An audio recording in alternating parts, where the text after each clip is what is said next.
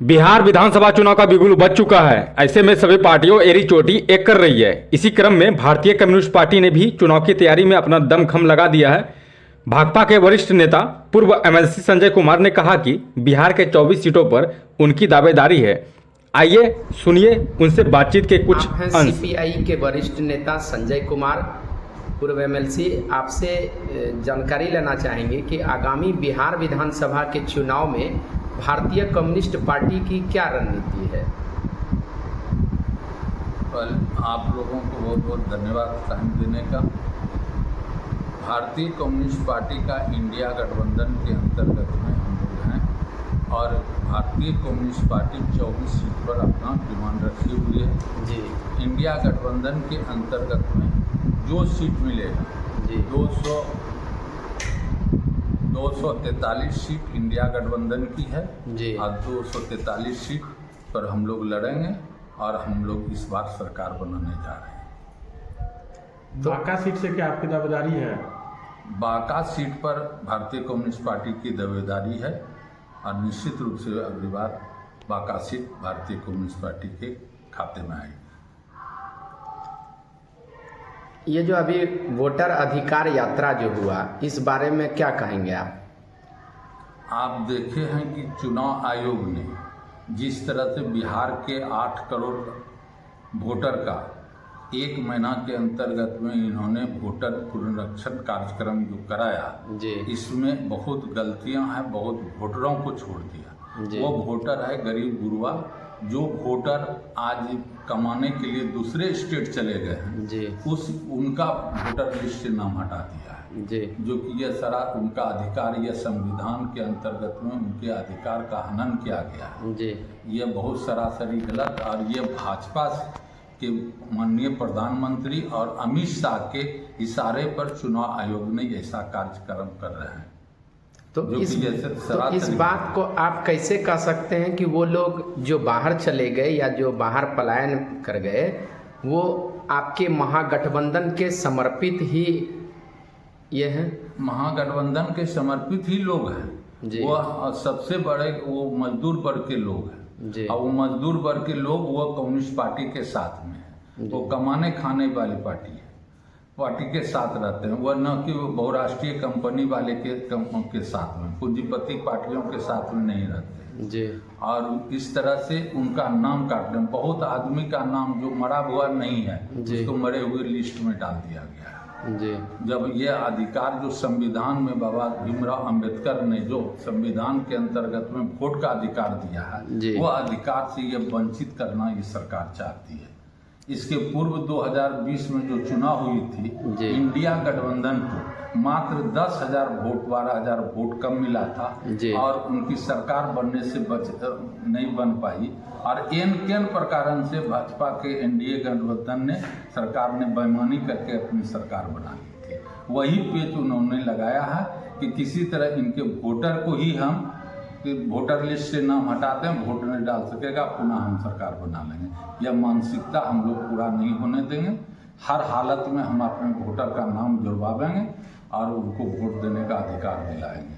आप देखे होंगे कि इस 17 तारीख से लेकर के जी हमारा 1 तारीख को समापन हुआ, 1 सितंबर को पटना में अपार जन समर्थन मिला, जिसके कि नेतृत्व में राहुल जी, हमारे माननीय तेजस्वी जी, इंडिया गठबंधन के जो हमारे नेता हैं तेजस्वी जी और इंडिया जो हमारे गठबंधन के राष्ट्रीय नेता डी राजा, भारतीय कम्युनिस्ट पार्टी के महासचिव, सीपीएम के महासचिव दीपंकर भट्टाचार्य जी और सीपीएम के देवी साहब, इन लोगों ने सबने मिलकर के यात्रा में शिरकत की है और अपार समर्थन मिले।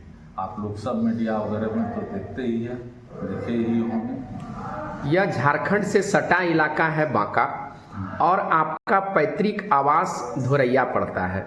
आप भागलपुर और बांका में एमएलसी पद को भी सुशोभित कर चुके हैं। ऐसे में बिहार विधानसभा चुनाव में आपकी महागठबंधन की जो पार्टियां हैं इनका बांका जिला में कितना ये रहेगा और इसमें आपकी क्या महत्वपूर्ण भूमिका होगी? बांका जिला के अंतर्गत में 5 सीटें हैं जी। और ये 5 सीट अगली बार इंडिया गठबंधन के के लोग जीतेंगे। जी। और इंडिया गठबंधन से जो भी उम्मीदवार आए जी। हैं हम लोग उसको जिताने का काम करेंगे और जिता करके इस बार हम लोग इंडिया गठबंधन की सरकार बनाने जा रहे हैं। जनता इस बार बदलाव के मूड में आ चुकी है जी। और जनता इस बार भाजपा के लुभानी योजना से और एनडीए गठबंधन की ये जो डबल इंजन की सरकार है जी। इससे ऊब गई है और इससे सरकार बदलना चाहती है। इसलिए इस बार 2025 में इंडिया गठबंधन की सरकार बनेगी। इन दिनों एनडीए के कार्यकर्ता जगह जगह पर सड़क पर उतर रहे हैं। वो लोग ये कारण बता रहे हैं कि कहीं आपके महागठबंधन के कुछ नेताओं द्वारा आयोजित मंच से प्रधानमंत्री की मां को अभद्र टिप्पणी की गई। तो इस बारे में जो वो लोग एनडीए के कार्यकर्ता सड़क पर उतर रहे हैं, इसको आप किस प्रकार से, आप कैसे नजरिए से देखते हैं? ये इंडिया गठबंधन के जो नेता है वो झूठ सरासरी बोलते हैं। जिस मंच से उन्होंने कह रहे हैं कि माननीय प्रधानमंत्री के मां को गाली दिया, मां सबकी बराबर होती है। ना उस मंच पर तेजस्वी जी थे, ना राहुल जी थे, ना इंडिया गठबंधन के कोई लोग थे। और जिन लोगों ने और जो भाजपा के साजिश थी, भाजपा के एजेंट के द्वारा गाली दिया गया और उनको गिरफ्तार भी किया गया और जेल भी भेजा गया। और उसके बाद इन लोगों ने एक इशू बना करके कि प्रधानमंत्री के उनको गाली दिया। जबकि आप देखे होंगे कि विधानसभा के अंतर्गत में हमारे प्रतिपक्ष के नेता और इंडिया गठबंधन के नेता तेजस्वी जी को विधानसभा में मां लगा करके गाली दिया गया। इसके पूर्व माननीय प्रधानमंत्री ने राहुल गांधी के मां के बारे में अनाप शनाप कितने तरह की बातें उनके खिलाफ बातें बोली। ये सब बात झूठी बातें हैं, सरासर गलत बातें हैं। और ये इन लोगों का एक साजिश है। यह साजिश नहीं चलेगी। यहाँ की जनता होशियार हो चुकी है, जनता सब बात पूछती है। इसीलिए ये लोग जो जबरदस्ती करते हैं, इन लोगों का ये चाल नहीं चलने वाला है। यहाँ की जनता सब बात को समझती है। सीपीआई राष्ट्रीय स्तर की पार्टी है और आप भी राष्ट्रीय स्तर के नेता हैं। बिहार में सीपीआई कितने सीटों पर लड़ने की संभावना? सीपीआई अपनी दावेदारी 24 सीट पर रखी गई है और 24 सीट के अंतर्गत में हमारा इंडिया गठबंधन में कोई सीट पर हमारा कोई झंझट नहीं है, किसी तरह का टकराहट नहीं है। हम लोग मिलजुल करके लड़ेंगे और इस बार एनडीए सरकार को उखाड़ करके बिहार से फेंकने का संकल्प लिए हुए हैं।